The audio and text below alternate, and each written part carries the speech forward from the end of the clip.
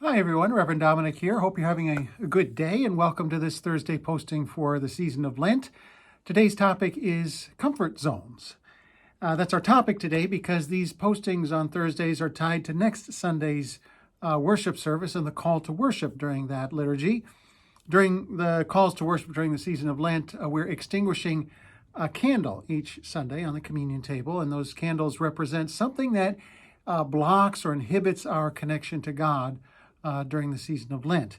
This week we'll be extinguishing the candle of our comfort zones. And we do that by way of confession and so that we're not guided by the light of our comfort zones. That's why we extinguish the candle. Now, it may seem like an odd thing, comfort zones, a strange thing to confess.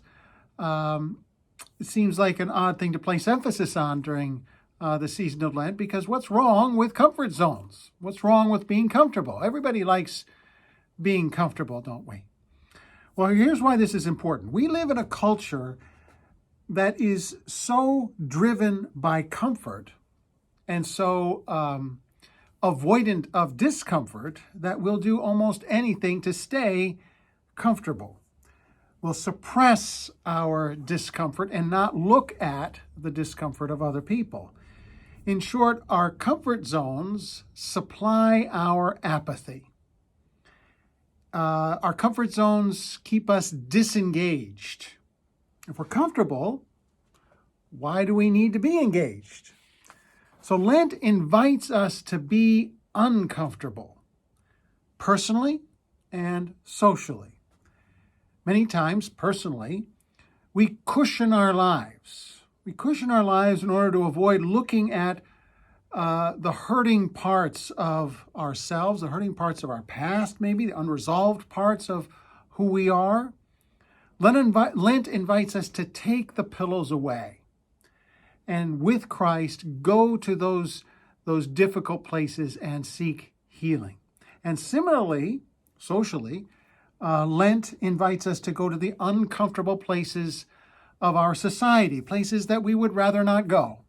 Places of poverty, places of discrimination, places of unfairness, places where people are without the kind of comfort zones that we enjoy for no fault of their own.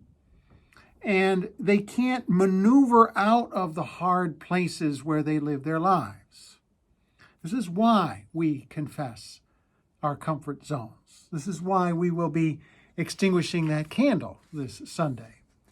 When we do so, we acknowledge that it blocks our connection to God and prevents God from being the foundation of our lives.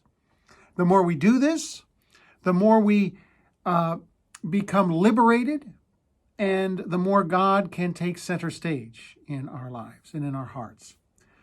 With Jesus as our guide through this wilderness of Lent, may we confess our comfort zones so that we can embrace the new life of the resurrection to come.